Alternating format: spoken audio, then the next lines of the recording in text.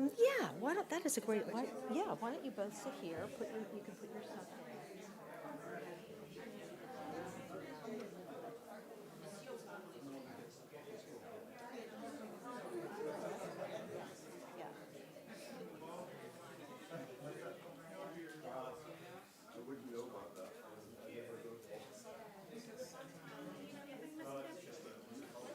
I'm gonna read with my glasses. I mean, I'm not even gonna mention it. Let me see him. I don't, unless you wanna read the paragraph. Okay. Well, Let me see you with the glasses on. okay.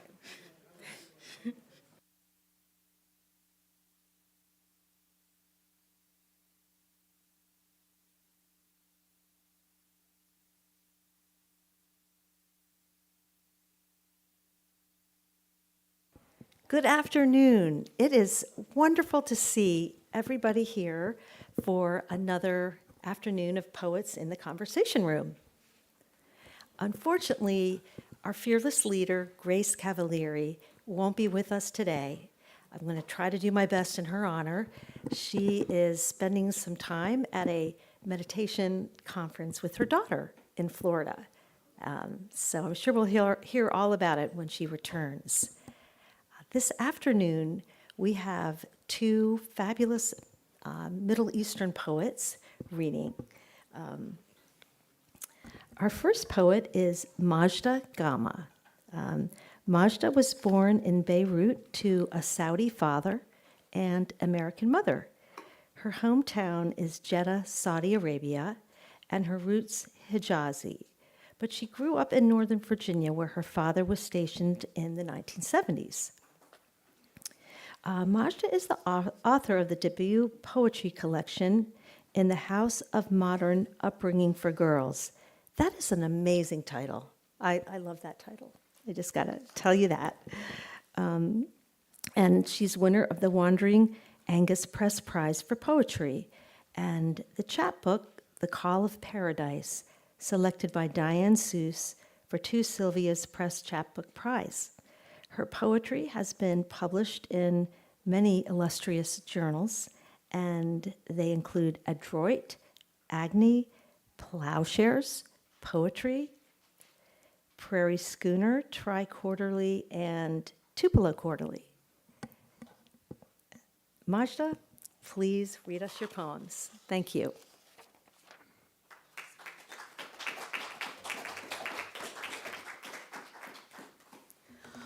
I'm so excited to be here. Can everyone hear me?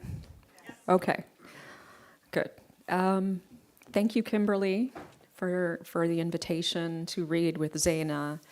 I miss Grace, who is a luminous soul and presence, and she's utterly indescribable. If you know her, you know her, and she's missed, and I'm just grateful to her as well. I'm so happy to be here at St. John's, actually. Oh, that reminds me, a little bit of housekeeping, as I host some poetry events too. We always ask people to put their phones on poetry mode. Yep, that's okay. So I used to come up to St. John's to visit my twin sister who's here when she was a freshman here studying the great books. But let me get started. And I'm really happy to be here with the Annapolis poets that are here and people who are really dedicated to the craft. It's a real joy. So I want to explain just a little bit. I'll read the title poem and talk more about the title, but my book, In the House of Modern Upbringing for Girls, was written against erasure, the erasure of time and history, and also of girlhood, a girlhood that was very complicated, one that was stretched between, East and West, and so I wanted to write a book that complicated our ideas of the East-West binary. So I'll start with the opening poem, which is called Welcome Center. And if you can imagine the kind of welcome center that greets a tourist, this is the poem that greets the reader into the book. And there's an Arabic word for an item of clothing, but it's just one word. Welcome Center. A Bedouin tent an oriental carpet, men on the ground, desert fashion, lean against cushions and sip dark tea. A boy with a smile as white as his dish dash bears a bird on his wrist. He insists on our picture. I slip my hand into the proffered glove and let the falcon balance on my wrist. Lifting the bird up, she clings lightly, attached only by knots of rope. He tells me her name. She trains her face towards his voice and beats away from me. In relief, she is the hieroglyph for the soul. Welcome, he says, ahlan wa sahlan, in the district of wind towers.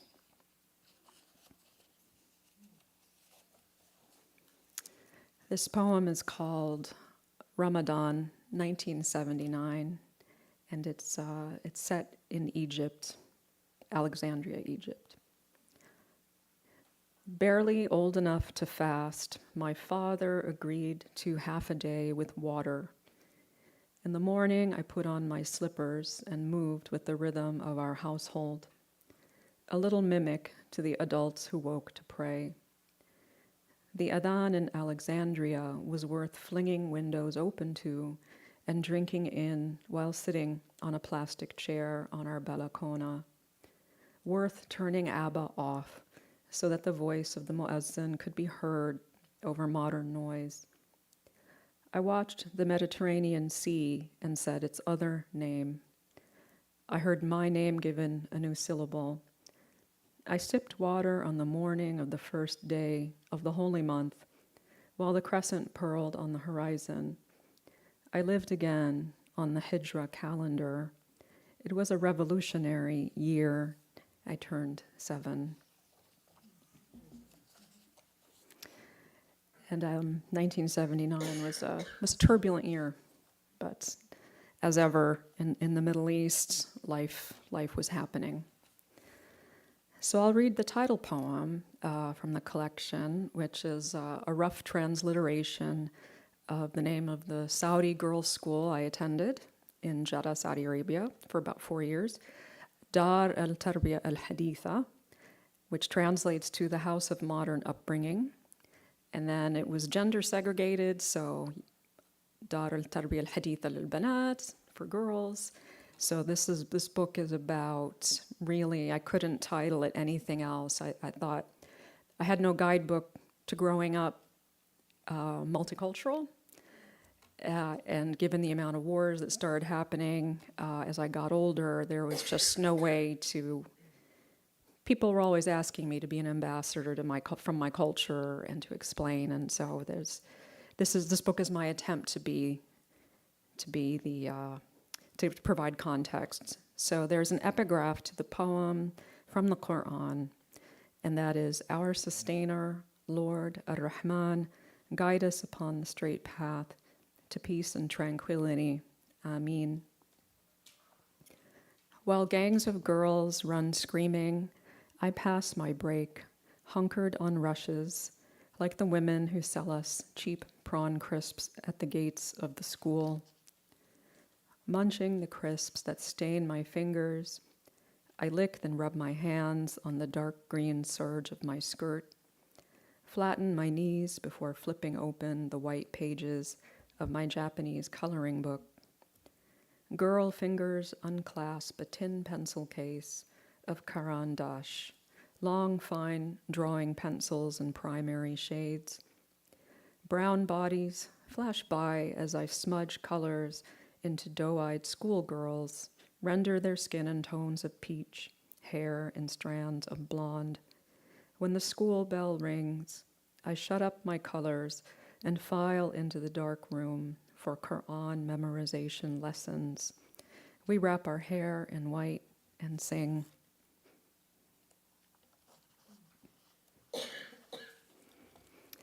I'll read one more poem set in the Middle East. This is a poem about my hometown, Jeddah, Saudi Arabia. It's known as the City of Eve, and the word Jeddah means grandmother in Arabic. So I don't know if many people know this, but pre-Islamic, there were historic populations of Christian Arabs living in Jeddah.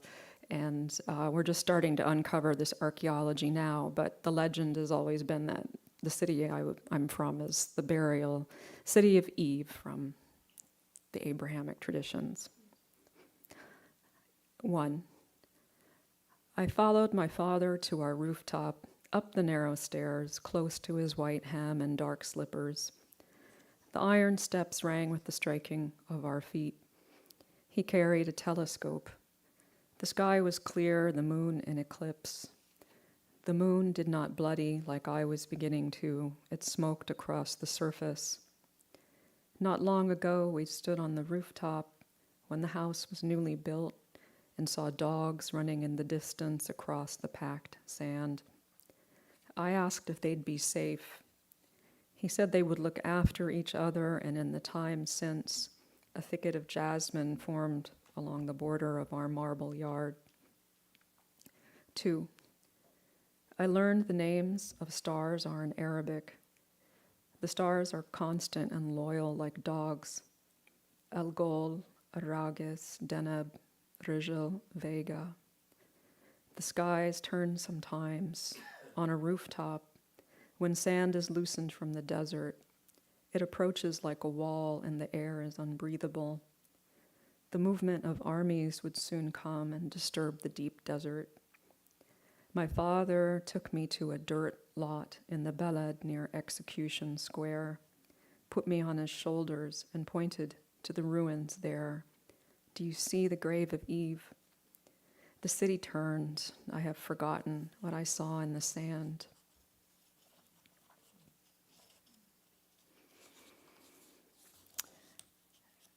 This poem is called Ablution.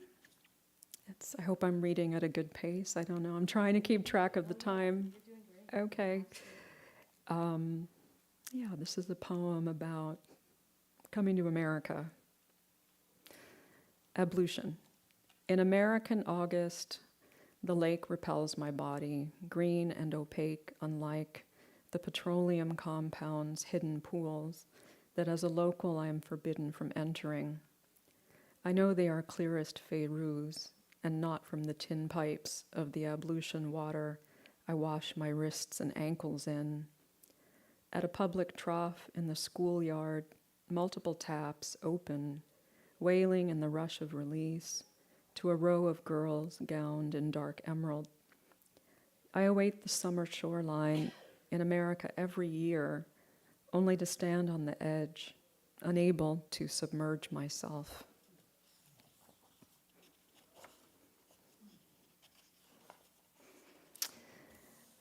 This is a poem also about America, about Maryland, and about Muslim diaspora. In Maryland, before the Dayton Accords, and this is in reference to the accords that settled the genocide in Bosnia.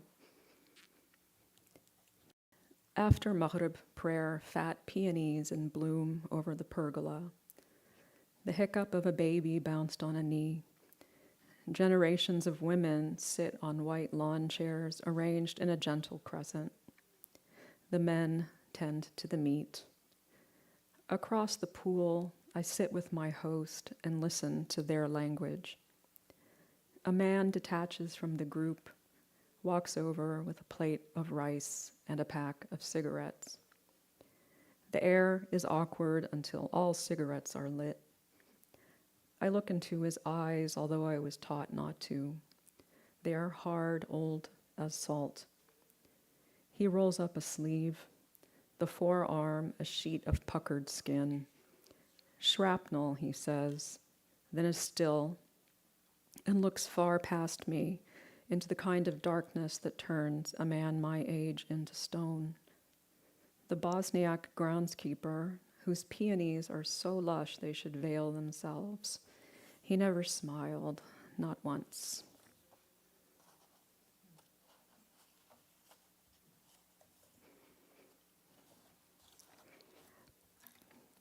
Well, this is, I'll read a poem in a form that I'm trying to trouble, the ghazal form, which is still sung in parts of the Muslim Asia, but has its roots in pre-Islamic Arabia. So in English, it has that repetition that you're expecting from couplets, and as the writer of the ghazal, you're supposed to bury your name in the last couplet, and I do that, but it's hidden. So this is East-West. I carry the East with me, I carry it to the West. Wrap it in layers in a small suitcase tagged for the West. In America, there is a romance that calls for leaving known people and places to head for the West. I open my suitcase and stare at shoes that leak sand. Oh, I mourn not having red sand dunes to walk in the West. In the 1980s, I inhaled California through sun-in and suntans, wanted woods that were red, the west coast of hippie squats and beat cities, the punk bands Penelope's Fears filmed in The Decline of Western Civilization, Part 1. Yes to Crime, Exene, Darby Crash, Alice Bag, The Roxy, The Mask. The West is the best, sang Jim Morrison to me in my eastern bed via Walkman. I believed in his highways that led west. Days of light cycle into nights of light. I saw L.A. and felt wed, a bride of many cities, daughtered by the East, mothered by the West. And I think I'll just end with a short one. Okay, this is called Dove Song, Dovesong. I am Arab. We live for songs of yearning. They pour from our pens like pressed olive oil. Fountain from the throats of tiled minarets. In the rise and fall chant of the prayer call, for it too is a song of yearning. A pentatonic scale of prayer composed between lover and beloved. When yearning is fulfilled 5 times a day, yearning births a dove that bursts from the chambers of the heart, not with frenzied breath, but with a coo. Thank you so much for having me.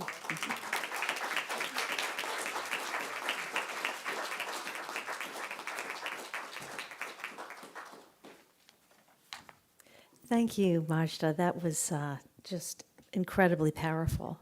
So appreciate it. Our next poet is Zaina Azam. She's a Palestinian-American poet, writer, editor, and community activist. She served as the Poet Laureate of the city of Alexandria, Virginia, from 2022 to 2025. Her publications include the poetry collection, Some Things Never Leave You, and the chapbook, Banya Banya, in between. Her work appears in many literary journals and anthologies. Zaina worked in the fields of education and Middle East affairs for most of her professional career. Welcome, Zaina.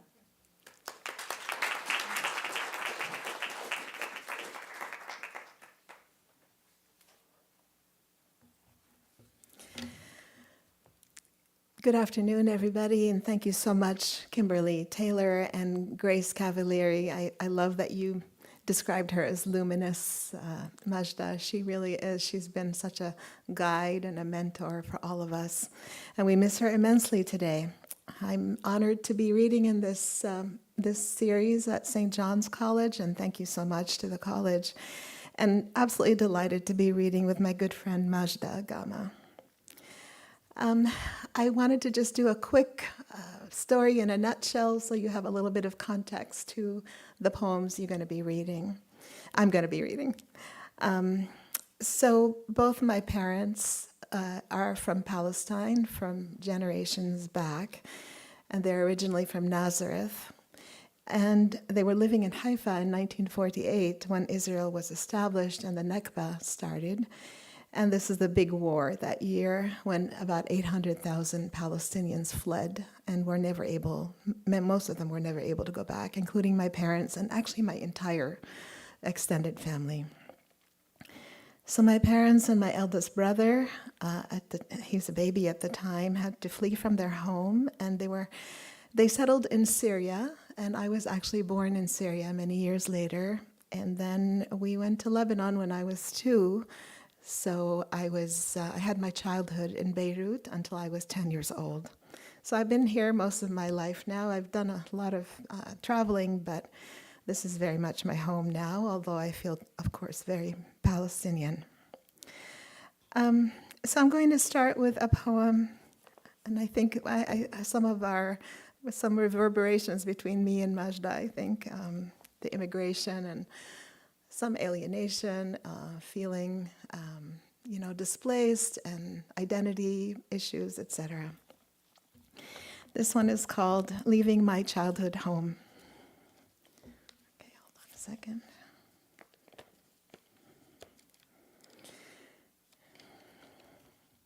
On our last day in Beirut, with my 10 years packed in a suitcase, my best friend asked me for a keepsake. I found a little tin box to give her, emptied of lemon drops, that would hold memories of our childhood. Us swinging in the dusty schoolyard, rooftop hide and seek, wispy sweet jasmine, kilos of summertime figs, king of falafels, tahini-bathed sandwiches, our pastel autograph books. All those remembrances crammed in that box, tiny storytellers waiting to speak. Later, her family would uproot too, transplant like surly Palestinian weeds, pulled every few years. We all knew this, even the kids. I never saw her again, but know that she also learned to travel lightly, hauling empty boxes, pulsing with kilos of memories.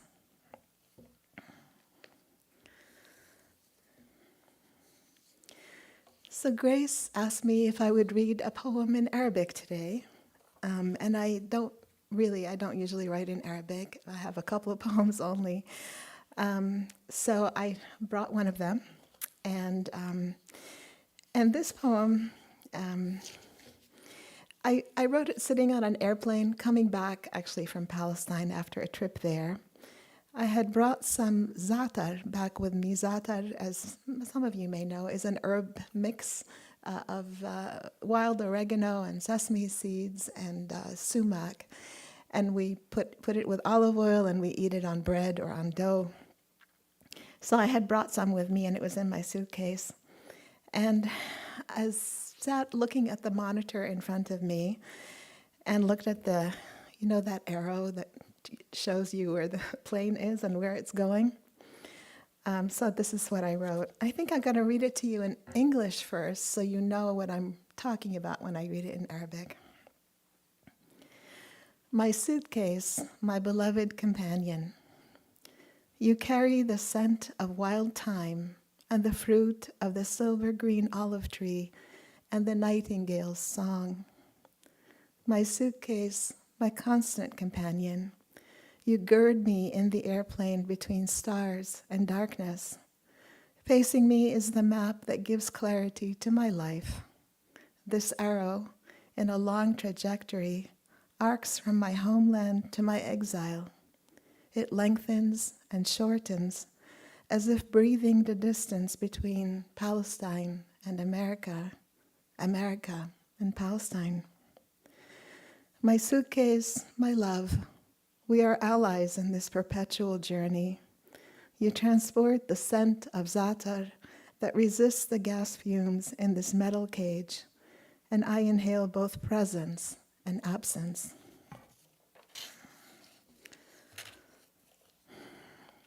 حقيبتي حبيبتي تحملين رائحة الزعتر البري وثمر شجرة الزيتون الفضية الخضراء وأغنية العندليب.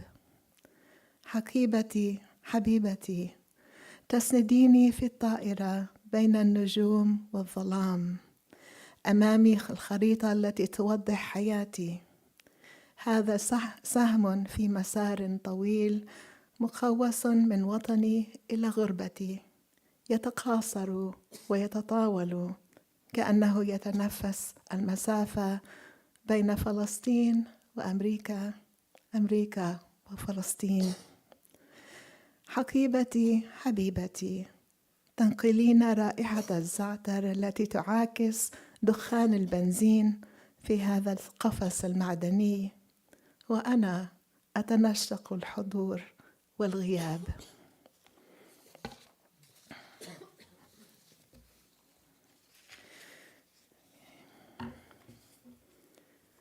So, as an immigrant to the United States, I have often felt like I live in two cultures.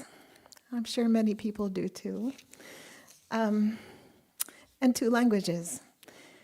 And although I used to feel that these spaces were sometimes conflicting, I learned that my experiences as an Arab and as an American, and especially as a Palestinian American, have been profoundly enriching to my life and to my values and to my worldview.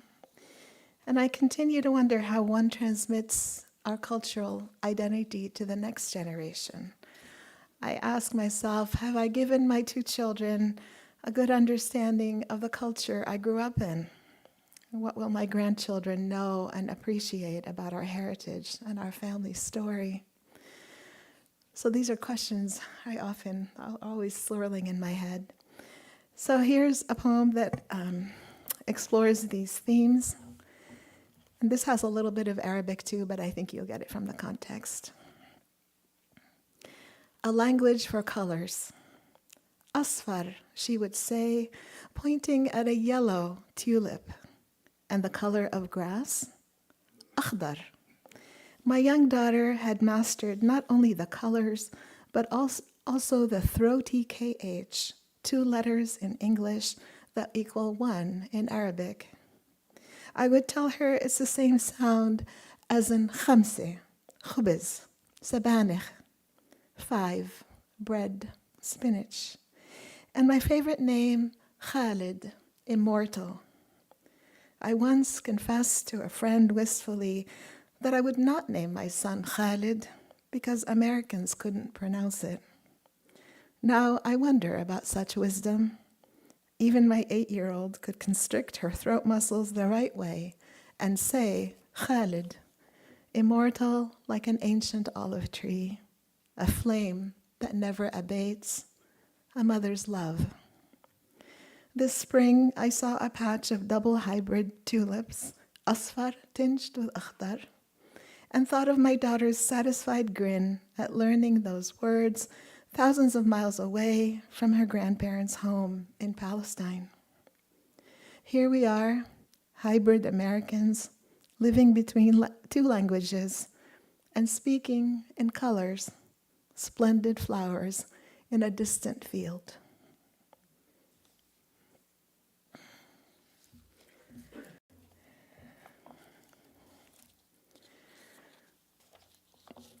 I'm proud to be an Arab American, and I appreciate deeply what my steadfast and resilient community has endured in this country in this past century and a half, and how it's thrived in the United States.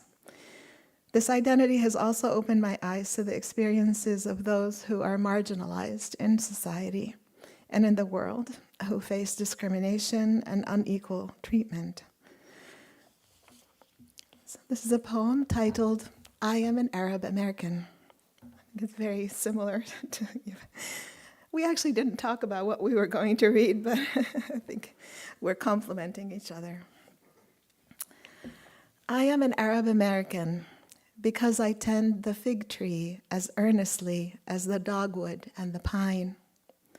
Because cinnamon and anise, cumin and cardamom inhabit my shelves and senses. Because I bake both baklava and blueberry pie for my family. Because poems by Mahmoud Darwish and Lucille Clifton are my daily bread. because both Ibn Khaldun and Howard Zinn explained the world to me, because I am awed by the blueness of the Atlantic Ocean and the Mediterranean Sea. I am an Arab American because I see Gaza when a protester raises a fist in Ferguson, because Abul Qasim al-Shabi and Angela Davis inspire me to act, because I treasure coffee from Yemen, dates from Iraq, pistachios from Syria, as well as pecans and corn and apples from Georgia, Iowa, New York, because I write in languages that flow in opposite directions, because Arabic and English are my archetypes of sanctuary, because my name is unfamiliar to some and a comforting word for others to carry.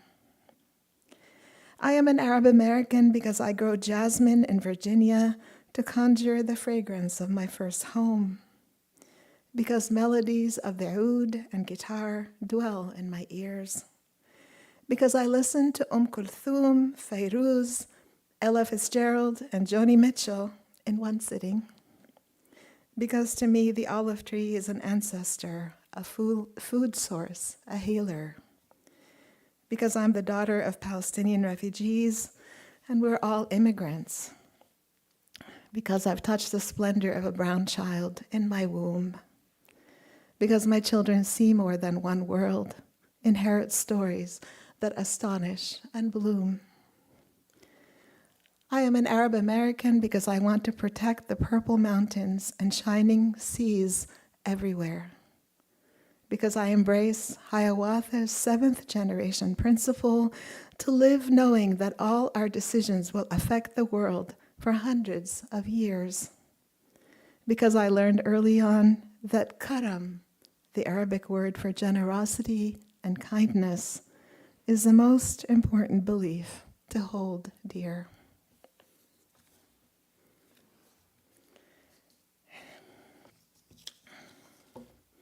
We're doing okay on time, Kimberly? Okay, good, thank you. I have been so heartbroken about the genocide in Gaza. No matter your political leanings, there's no question that the humanitarian catastrophe there has claimed the lives of over 70,000 Palestinians, including entire generations. They've been killed by Israeli airstrikes and snipers and drones since October 23. Of course, all this was happening way before October 23, but the genocide started then. Over 20,000 children are among the victims, and also tens of thousands are injured. And Gaza now has the largest number of child amputees in the world. So I've written several poems about Gaza over the last few months, but I wanted to just share one with you today. I wrote this one soon after the war started in October 23. It's gone viral and it continues to be read at protests and cultural events and Capitol Hill and everywhere. It's been translated to over 10 languages. As I ponder why this poem has had such resonance, I think it's because it's about children and it's in a child's voice.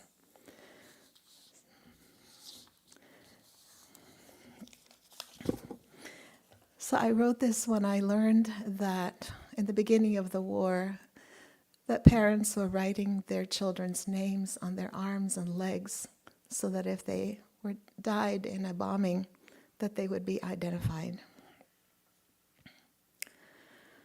Write my name. Write my name on my leg, Mama. Use the black permanent marker with the ink that doesn't bleed if it gets wet, the one that doesn't melt if it's exposed to heat. Write my name on my leg, Mama. Make the lines thick and clear, and add your special flourishes so I can take comfort in seeing my mama's handwriting when I go to sleep. Write my name on my leg, Mama, and on the legs of my sisters and brothers. This way we will belong together. This way we will be known as your children. Write my name on my leg, Mama, and please write your name and Baba's name on your legs too, so we will be remembered as a family. Write my name on my leg, Mama. Don't add any numbers like when I was born or the address of our home. I don't want the world to list me as a number. I have a name, and I'm not a number. Write my name on my leg, Mama.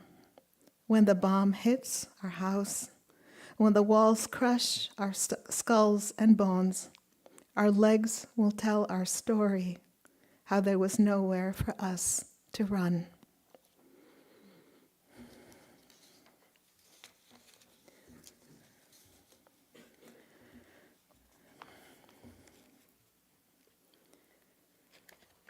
I'll read one more poem about war, but this one is a little bit more hopeful at the end. Death in War. After the headlines, the photographs of still bodies in utter surrender, the stacking and burying in unmarked graves, don't turn away.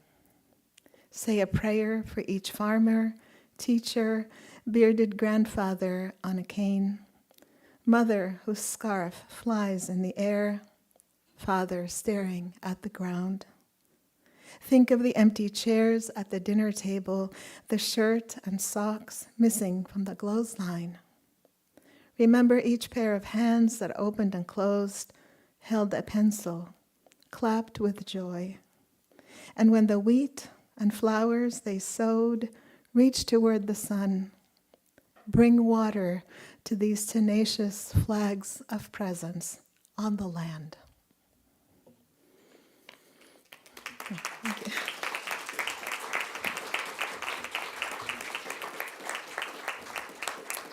Thank you very much.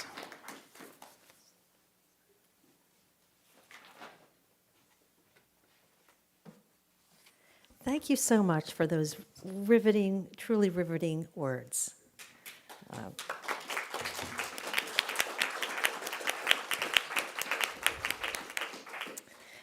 And our poets are now each going to read a poem that will be distributed right now. And then we'll just open it up for questions or comments, whatever anybody wants to talk about.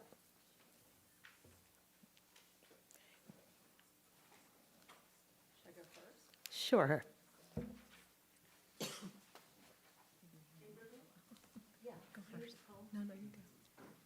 While those are being distributed, could we ask to have pronounced for us again the form of the proper pronunciation for a puzzle? Yes. Did you want to answer that?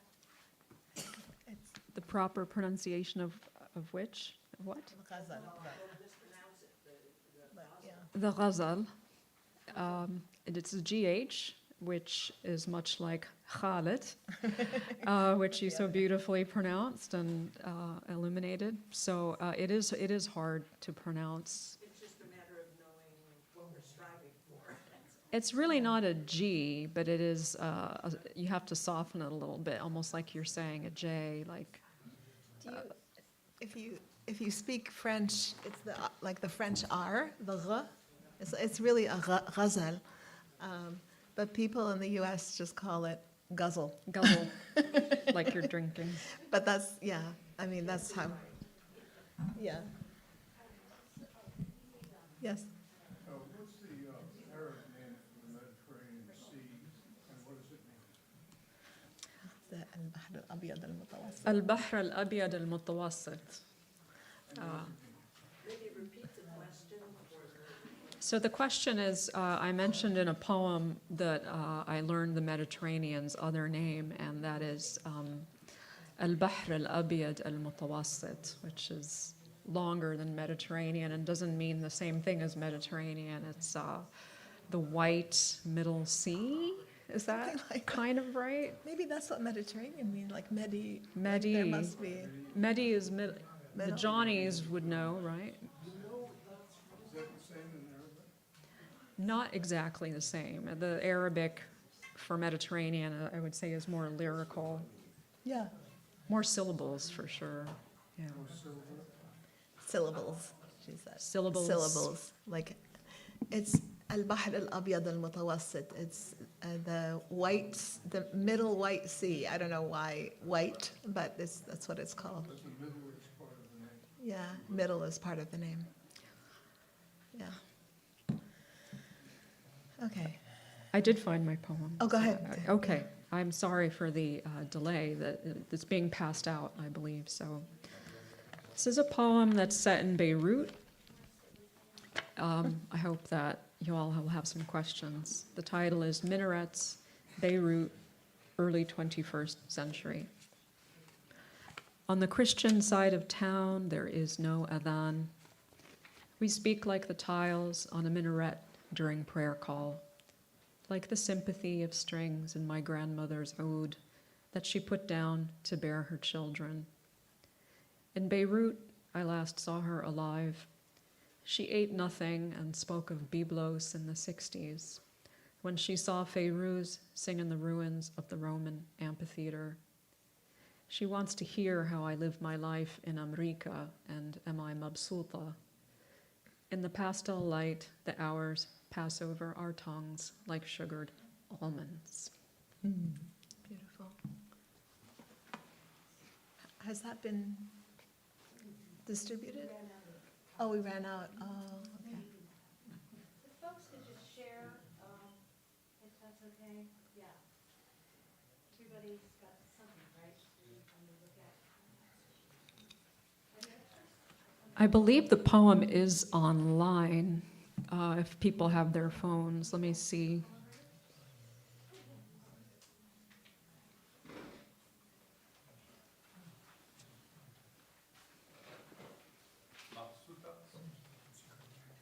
Yeah, the Taos Journal of Poetry published this poem, and it's online if you want to look it up.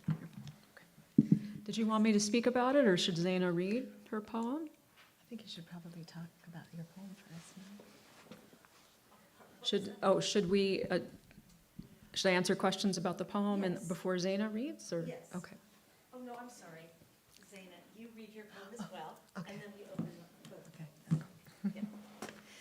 Well, I actually read the poem in my first reading, but I'll read it again just as a reminder. And it's also about Beirut. So this is leaving my childhood home. On our last day in Beirut, with my 10 years packed in a suitcase, my best friend asked for a keepsake. I found a little tin box to give her, emptied of lemon drops that would hold memories of our childhood. Us swinging in the dusty schoolyard, rooftop hide and seek, wispy, sweet jasmine, kilos of summertime figs, king of falafels, tahini bathed sandwiches, our pastel autograph books. All those remembrances crammed in that box, tiny storytellers waiting to speak. Later, her family would uproot to transplant like surly Palestinian weeds pulled every few years. We all knew about this, even the kids. I never saw her again, but know that she also learned to travel lightly, hauling empty boxes pulsing with kilos of memories. I love that poem so much. I had those pastel books that people wrote their autographs in. Yeah. I still have some with me until now. Yes, how would you describe the situation of Palestinian Americans? How would you describe the situation of Palestinian Americans here? Comfortable, uncomfortable, welcome, unwelcome, mixed? How would you portray it? It's really hard to generalize, but I think a lot of people are feeling a lot of anxiety, a lot of angst, a lot of discrimination, a lot of blame. It's really been a very difficult time. We're feeling a lot of erasure of our culture. People don't want to listen to us. there's a genocide going on, and somehow it's been normalized. And it's just really hard for the Palestinian community to accept any of that. So I think that's my brief answer. Do you have? I think one thing I love about your poems is how you keep those symbols alive in them, that they move with your suitcase from place to place. Thank you. To bring it back to poetry for a minute, question for you both. Having such a rich and different language in your childhood, I'm wondering whether some of your poems start in your mind in Arabic or start in your mind in English, or how do you work your poetry out of those rich linguistic backgrounds you bring? Tough one. Do you want to go first? Well, my quick answer to that is that even if I'm writing in English, I'm writing in Arabic, because when you grow up in multilingual households, you just your language is going to come out with a very unique cadence, when you're writing in the English Anglophone tradition. So I have been told that my poems are very easy to translate into Arabic, so I think that's why. And I haven't written a poem yet in Arabic, but the brain is working in such a way that it probably could go both ways. And so I weave in Arabic words a lot into the English. That's great. Well, like I mentioned, I came here when I was 10 years old, so I've had all my, upper education and college and graduate school in English, so I feel more comfortable writing in English, but I definitely have the cultural and the identity of an Arab, and so I'm finding myself, I'm finding myself including Arabic words a lot in my poems. It feels sort of more authentic, and it's a jumping off place to talk more about the culture. So it's kind of an interesting interweaving. But you did not, correct me, you did not grow up in a multilingual household as I did, right? Well, I grew up, in my childhood, we just spoke Arabic at home. But when we came to the U.S., we had to. I actually learned English early on. So in Beirut, everybody had to take most people took either English or French, starting in first grade. And so my family just traditionally took English. So I knew English when we came here. But then I had to sort of acclimate to being in an Anglophone environment, and my mother in particular really tried to make sure that I kept my Arabic. She wouldn't talk to me unless I talked to her in Arabic, and I'm so glad she did that. And then I realized, as I got older, and I would go to lectures in Arabic or conferences, that I really didn't have that vocabulary of, the political vocabulary and all. Like, I didn't know what genocide, how do you say that in Arabic? And so just 10 years ago, I went back to school and I did a master's degree in Arabic literature and language. And it was sort of a personal goal that I really wanted to fulfill. And, excuse me. So to me, it was really important to have that facility in Arabic again. And that's when I wrote that one poem and a couple of others. And maybe this is some, a direction I'm going to go in more. I don't know.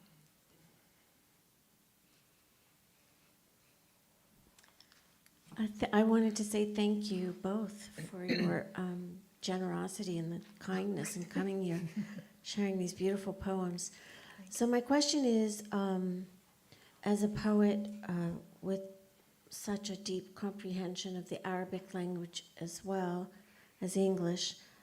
Do you think that the architecture of your poetry also offers an opportunity to sort of mend and heal with words?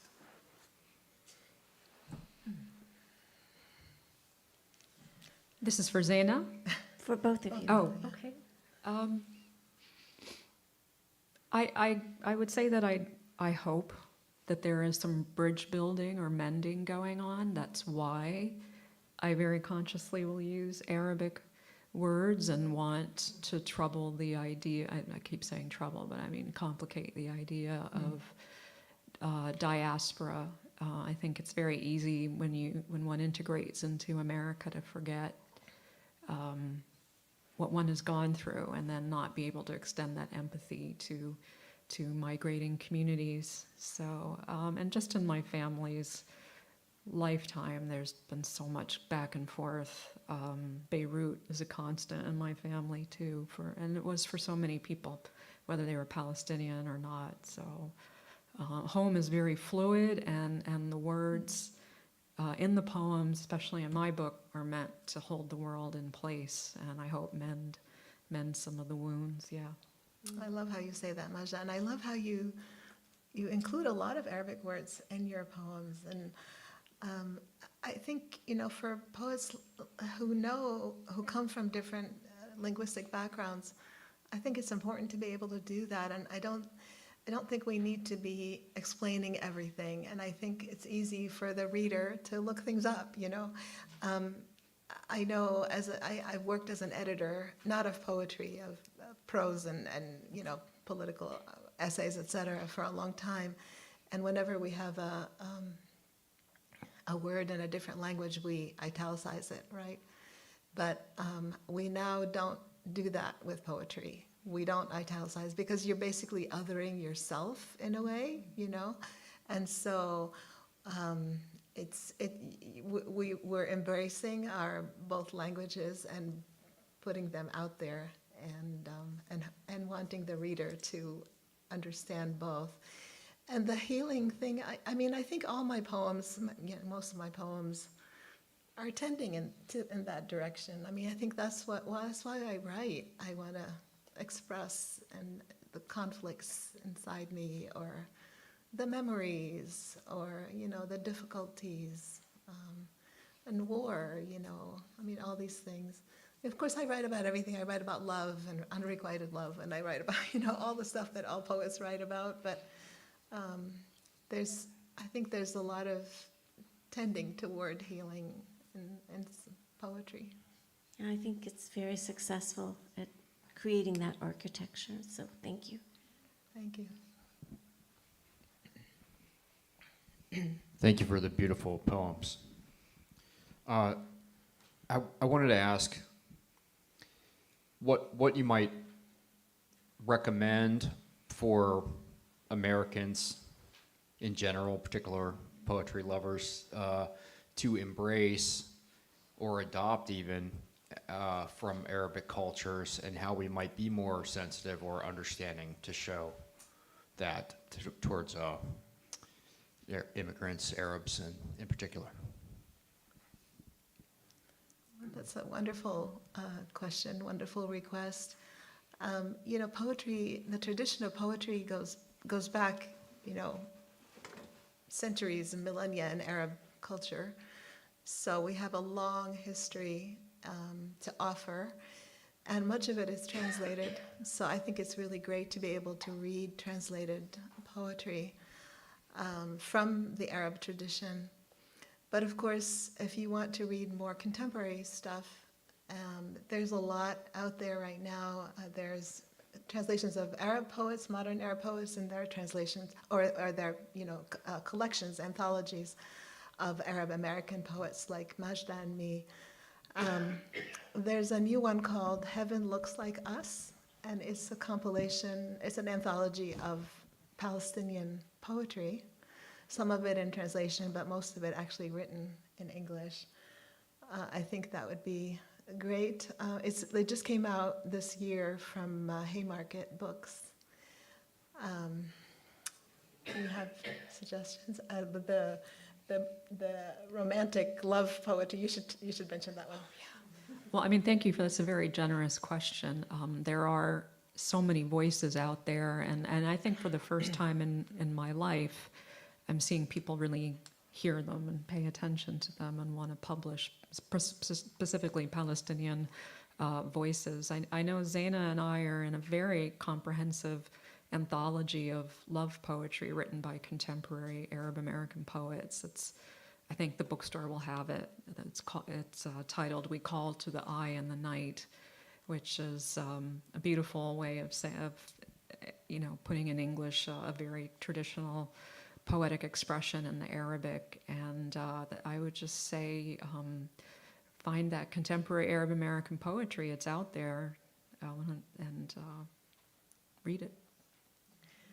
When we visited the campus a few weeks ago, we were in the bookstore, and Majda and I met a student here, and he asked me for a list of Arab American and Arab authors. So I actually made one and sent it to him, but I'm happy to send it to anybody else. I wouldn't say it's totally comprehensive, but it's got quite a few names of Arab poets and Arab American poets. So come talk to me afterwards, or you can just write to me through my website, which is zainaazam.com. So there's a little contact form you can send, and I'd be happy to send you that list. And what did we discover he was reading too? Do you remember? That was the other guy. Yeah, there was. Oh, it was the other guy? Yeah. Oh, yeah. that was so funny though, because Yeah, he was reading Antara, Yeah, right? he was reading pre-Islamic poetry, That's what the other student was reading. which yeah. is amazing. This is Coincidentally. St. John's here. It's so impressive, and we were totally amazed. Yeah. So. Hi, my name is Bernardo. I'm a poet as well, and I think that the universality of this whole thing is that we remember that each one of us is a spirit residing inside of a human body, and that body is born somewhere on this planet where we are then taught language. Language is man-made. Our emotions are what connect us all together, and if we can get in touch with that, then we can understand each other's pain.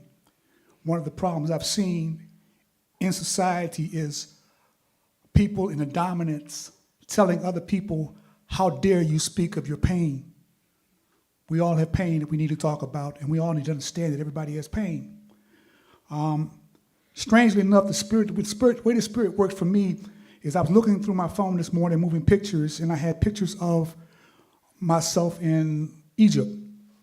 And I remember walking through the streets at night, hearing Ramadan, hearing the call to prayer, and I was like, whoa, this is a heck of an experience.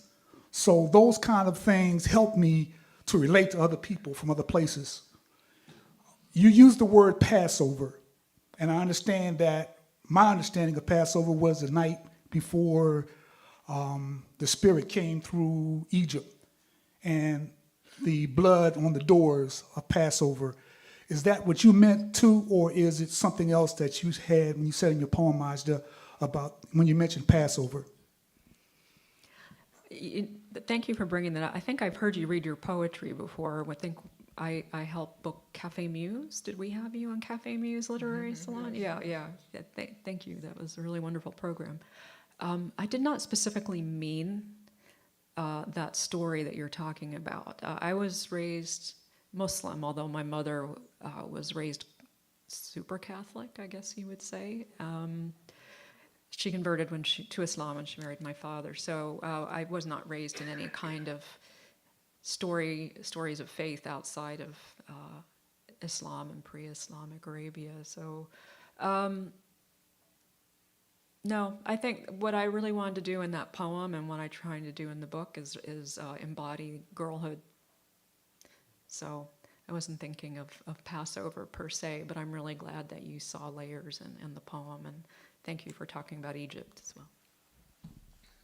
Hello. Hello. So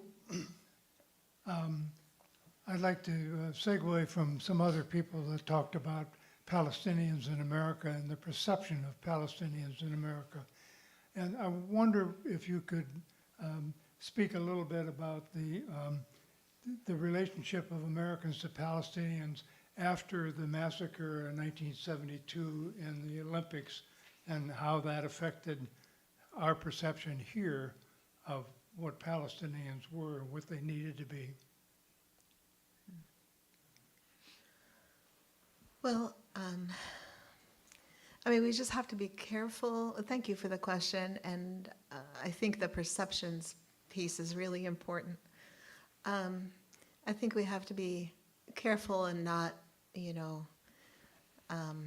making assumptions about entire communities or entire people based on the actions of, some terrorists or whatever. So this is a real problem for the Palestinians.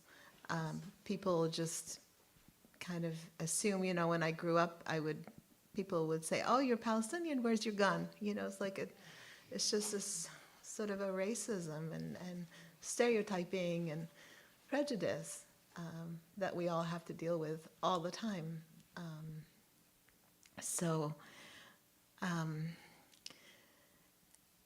yeah, I think it's been a dynamic kind of thing on and on. Is sometimes we're we're looked at in a very negative way, and sometimes a little less negative. But I think it's always negative. I think it's always negative, and that history of negativity toward Palestinians played into this whole thing after 2023 of just sort of accepting that they are getting killed and they are getting amputated and they're getting injured, and the whole families have been wiped off entire registries, and it's okay. So I think all the decades of this constant putting down of Palestinians and has just made this time right now the way it is, and it's just really horrible. And I don't really know how we can rectify this except by education, except my poetry. But I don't claim to represent all Palestinians. I am a Palestinian voice, and but education is so important. And for a long time, I worked in the field of education. I worked in the field of pre-college education, and the textbooks all have either omissions or they actually say the wrong things. They're very anti-Palestinian. So it's a tall project. It's a big project to work on. But yeah, I mean, you're nodding your head, and I think you understand. But this is just an awareness that I would be happy if all of you would keep in your minds when you're hearing the news. And the ceasefire is not over. Palestinians are still being killed. Palestinians are still living in tents that have half a foot of water in them. I mean, there's no aid coming in. And somehow it's accepted.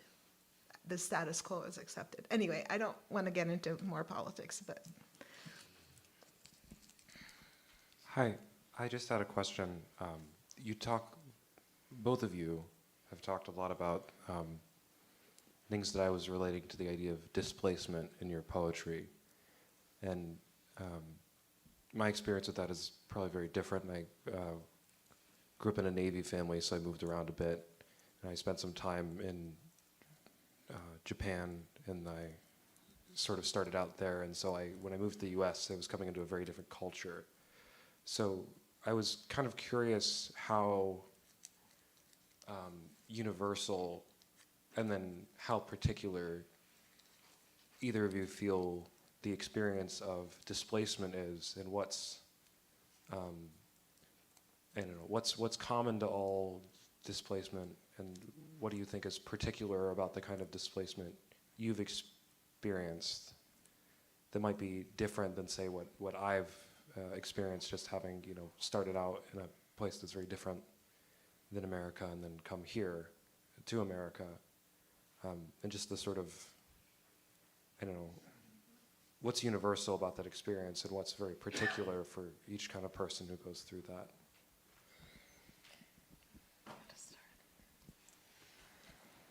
That's a really wonderful question. I'll try to answer that, though. It's what is universal. It's, I think, I'm a dual citizen, so I kind of had simultaneous nationalities. I still do, and that's a balancing act. I think, but because my family also spent a lot of time in places that we're not from. And I actually spent a lot of time being schooled outside of both my countries, but there's the expression of having a third culture, being a third culture kid. Mm-hmm. It's only starting to be understood, and I think it's a very normal way of life, and I think that if one can accept that, that's a good starting place. So that's, I think, very universal, is to use a poetic word, is the liminality. And I certainly lean into that. I think I try in my poems to strike a balance between documenting places and landscape and culture and symbols, and also accentuating how fluid everything is. So I think that that's a superpower that you have as well, and that's the universal for me. Yeah. Yeah, that's a great answer. I think I mentioned earlier when I was reading how I at first, when I was younger, I felt that this being from two different cultures and two different languages was kind of a negative thing in my life. I didn't feel like I belonged anywhere. But then as I grew older, I realized how enriching really it is. And I think that's the best way to look at it. But of course, displacement has different reasons.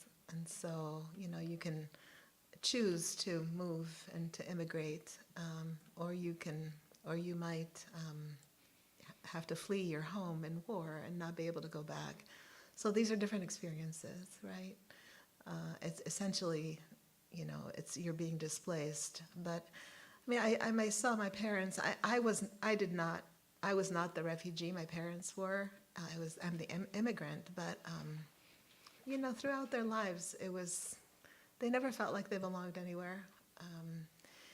And even my mother, God rest her soul, she, at the very end of her life, she lived until she was 95, and toward the end she was having some dementia issues. And she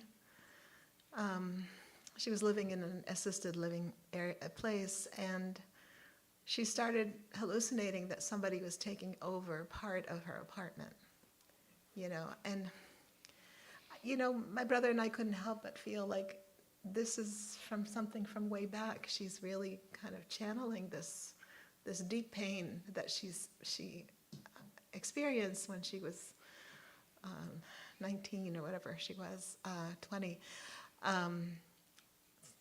48. She was born in 24. She was 24, but it's that pain that never left her.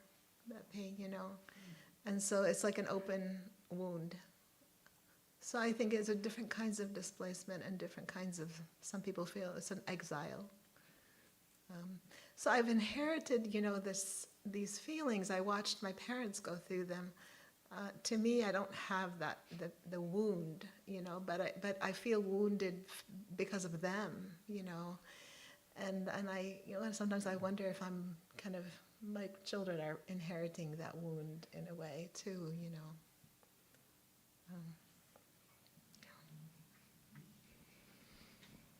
Well, I guess on that note of, here, I'm right here. Sorry. I'm all hidden.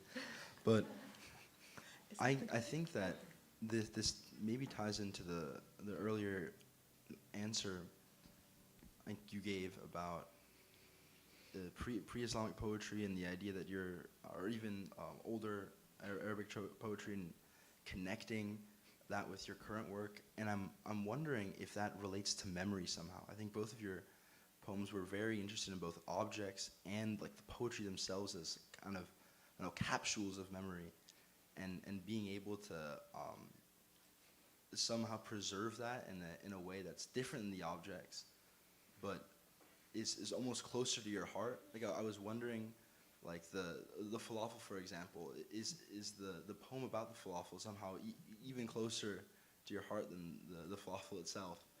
And I'm wondering if this is something that maybe is inherited in a way, or is something which could be tied back to an older way of doing poetry, like poetry as memory or testament. And I guess it ties into politics too. But yeah, does that idea ring true for you guys? Wow. What a great question. You're the one we met, right? When in the bookstore. It was really wonderful. Yeah, I think memory is such a rich place to draw poetry, to draw our writing from, and you know, I mean, I'm sure you grew up like this too. I used to hear about Antara and all the pre-Islamic poets, you know, and the stories, and it's just a part of our psyche. It's kind of like that Jungian, you know, collective unconscious kind of thing. It's just part of us. So memory, and you said testament, and you know, I've been thinking a lot about, and this may not be what you're thinking, but about this whole poetry of witness. And people talk about, like, when I read my poems about Gaza, they look at it as poetry of witness. And I'm uncomfortable with that idea of witnessing, because I'm not just somebody who is, you know, thousands of miles away and looking in. I'm also engaged in it, and my emotions are part of it. What's happening to Palestinians in Gaza and West Bank and Jerusalem, you know, there's all part of me. And inside Israel too, there's a huge community of Palestinians inside Israel too. So I'm not just sort of witnessing. I'm really engaging. It's it's a dynamic process. It comes to me and I go to it and goes back. And does this make sense? Okay. Anyway, maybe you want to take over here. Thank you for coming to the poetry reading. Yeah. I thought you would be our only attendee a couple weeks ago. So yeah, well, I think because you were reading the pre-Islamic poetry, then you probably suspect that I'm going to say this, but the oral tradition in the Middle East in Arabic poetry is how we transmit everything, pretty much. And I think until the 20th century, the forms, you would know this better than me, the forms were pretty constant and pretty specific and pretty form-based. I like how you talk about the poems being vessels. I think that's what I use English language poetry for. I mean, I am fluent in English. I'm not fluent in Arabic. I would like to achieve that, but that doesn't stop me from attempting to use the page as the vessel to contain memory. But I am really conscious of the fact that it's a different kind of Anglophone poetry. It just has to be. So I don't know if that answers your question, but I do think that for Arab Anglophone poetics, that I think that time is very, very fluid. I'm going to use that word a lot. Mm-hmm. Fluid. That time meaning the pre-Islamic, you mean? The aesthetics of poetry and the specifics of Arabic poetry are the symbols that are often at play, and Yes. memories and place, like specific places that in Bedouin poetry that get transmitted. Absolutely, and as I think I was mentioning to you when we met that time, the Arabic of that pre-Islamic poetry is Arabic we can understand now.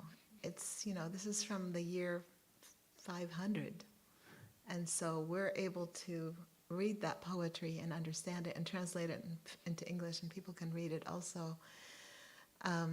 But as Majda mentioned, it was all oral poetry until the Quran came down, and then later it became written. It became written. So when the Quran became written, they also tried that time. They tried to write down all these oral poems that had been such a big part of the culture. And so that's what we've inherited from that time. And like you said, it's the forms of the poems have been very they've been sort of ossified all these years. There's a real meter of Arabic poetry until the 20th century. It's in couplets, and it's rhyming, and it's got these specific, very metered kinds of, it's metered verse.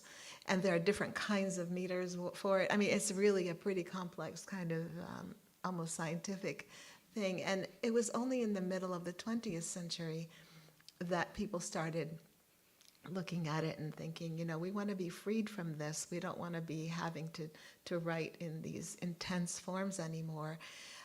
And this started actually in Iraq in the 1950s, and people were starting to pull away at them. And eventually, you know, we have free verse in Arabic now. There's a lot of, there's totally no structure. But it took a while. And so it's the type of thing now where people have a choice.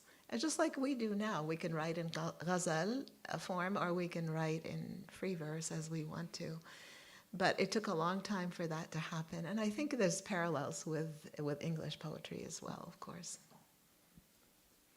And speaking of a long time for things to happen, you're both women writing about a world that seemed to have devalued women for a very long time. How does that equate for you as poets? You mean Arab culture? Well, that's a really complex question to ask, but I walked into that deliberately with my book because the girl is in the title, and I maybe, being half Saudi, probably wrestled with some different obstructionism in my life that was very specific, and it was rough. And it took a very long time, my entire lifetime, before in Saudi women were allowed to drive, and their guardianship rules and that kind of thing. And I can just say that in my family that we found ways around that. But I thank you for asking. It was a rough upbringing, but it's not. I mean, it just depends where you are. So, Beirut was Paris. Yeah, I did not have the same experience as Majda. We grew up in the city. I grew up in Beirut, until in my childhood, and I had none of the restrictions that somebody in Saudi Arabia would have. And my family, and just like your family, I'm sure too, just education was really important. So they really, they really pushed us to, I had two brothers, and, but at home, like I would make my brothers' beds, right? So there were some things that were, that kind of stayed, but in general, I was very much treated, encouraged to do whatever I wanted to do. So that was not an issue for me. But I have a poem in my book about that, about my first book, about all the things that, because I was the only girl and I was the youngest. And so my mother took me under her wing and taught me how to sew and how to pickle olives and how to, all that stuff. I learned all that stuff. And then at the end of the poem, I say something like, and one day I was like 7 and I decided to walk around the house without a shirt because that's what my brothers did. And everybody sort of swooped down on me and said, you can't do that. And that's kind of when the beginning of I realized, it's different for girls and boys. Salama. Thank you so much. This has been incredible. Daja, the mabsuta, what does that mean? Satisfied? Happy. Right, happy. Well, I am mabsuta. Shukran. I'm glad to hear that. So that mabsuta is the female version, yeah. Mabsut is the male. So you are say ana mabsut.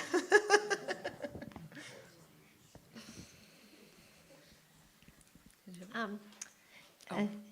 Thank you, Maja and Zina. I hope I got your names somewhat right, but I did want to try to say them. And I'm from Boston, so I have a speech defect anyhow.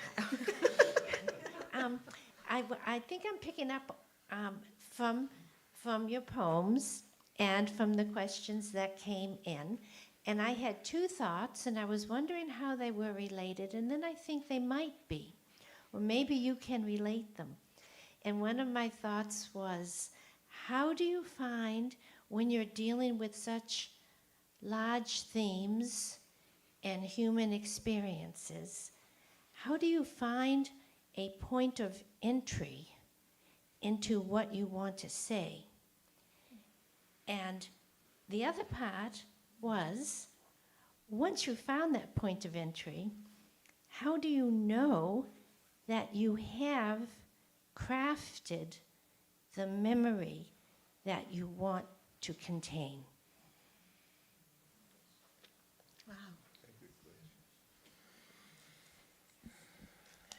Wow.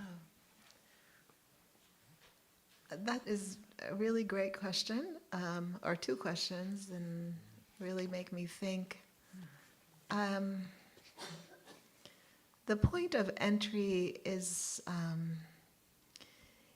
don't wake up every day at 5 o'clock and write for an hour like a lot of my friends do. Actually, I just wait until the muse hits, right? Until there is a point of entry, and that's when I write. So I'm not as productive and prolific as some people. Maybe you are. I don't, but I just I find that point of entry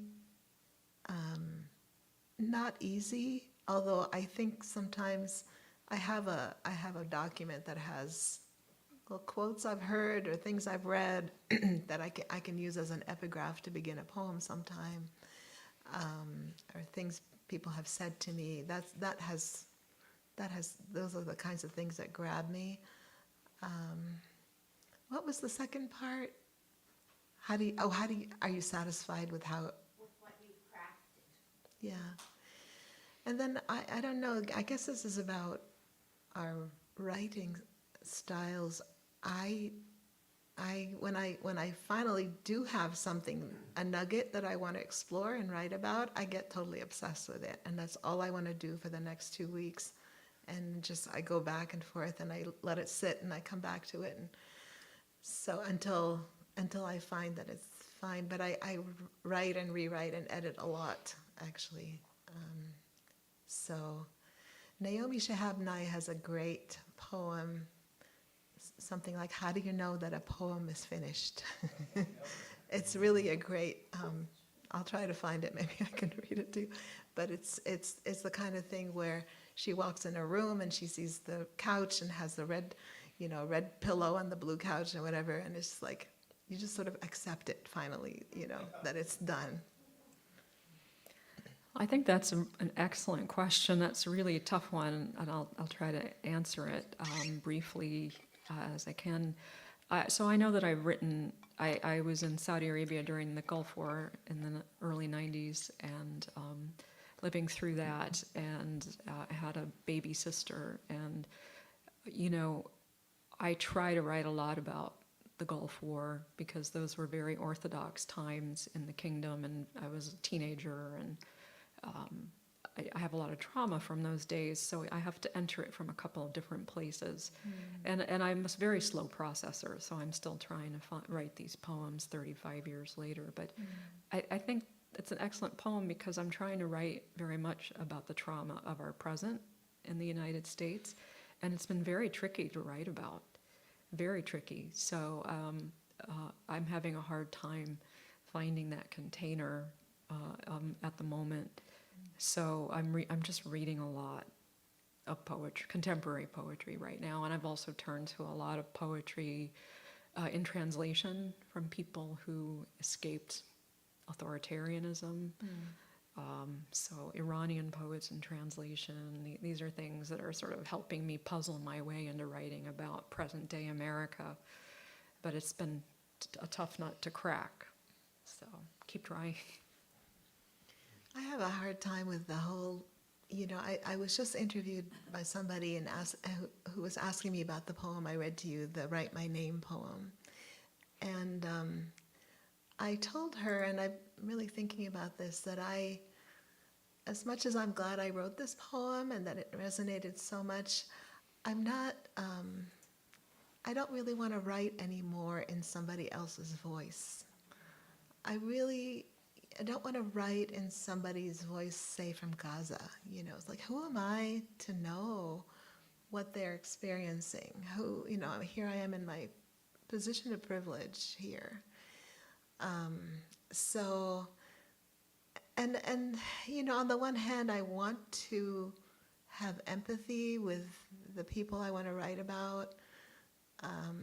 But I think I'm also puzzling how do I do this in a way that feels right to me and fair to them.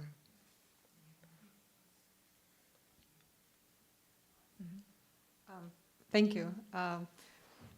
Quick question. Your experiences resonated with mine. I'm Ukrainian Russian American. I've lived here for 20 years, and I applaud you on your lack of accent. I could never lose mine, but I came here in my 20s. So, poetry kind of crafts that place that, you mentioned third culture, right? Where you, on one hand, don't feel like you belong anywhere. And it's true, there's something to that. Like, we still have a bit of a tribal, sense to who we are. And right now, there's just another executive order redefines what it means to be an American. And I'm like, well, on the other hand, I feel like, you move away from old traditions, and even though it leaves you confused, it also liberates you from old traditions. And when we have a small poetry reading group, and I've been hosting it for a while, and then just being immersed in that poetic world shows me a dimension when there is no nationality, there is no tribe, there is no religion, there is no age. Give me a person of any age, any gender, or no gender, or height, or size, or color, or origin, and I will show you a poetic dimension where this person feels at home. And in a way, I'm grateful. I came from that vacuum and confusion of moving from post-Soviet Union, that I have the clarity of not belonging anywhere and yet belonging somewhere. Do you feel you have that space for your poetry where you move into that dimension where it's kind of like a unique experience versus someone else, right? I don't know if I'm making sense.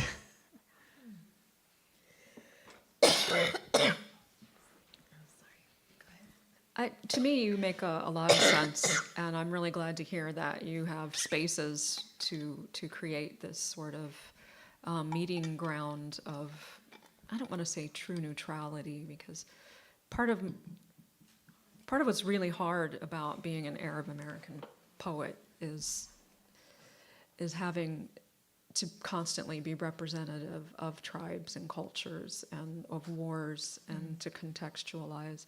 But it's also such a new poetic movement that I really want those specifics and memories and places to be alive in the poetry. So I think it's really, but I will say that I find it easiest to move in spaces where there are poets speaking to each other. Poets know how to use language and introduce they can find common ground in almost anything. And I read quite recently that poetry even can shut down AI because I'm serious, look it up. So it's a mysterious, it's a third language, it's a skill for sure. It's a craft form, and I love that it's this culture in America that people can find common ground in. Yeah. We have to stop this fascinating conversation, unfortunately, but we're going to be heading over to the bookstore just across the campus. If you'd like to continue your conversation with our two exceptional poets, let's give them a final round of applause. Yeah. And I just don't want this afternoon to end before I apologize. I've been remiss in thanking St. John's College and our program's primary sponsor, Frank Rousum Family Fund. So thank you. Thanks for helping us make this all happen. See you next time. Thank you.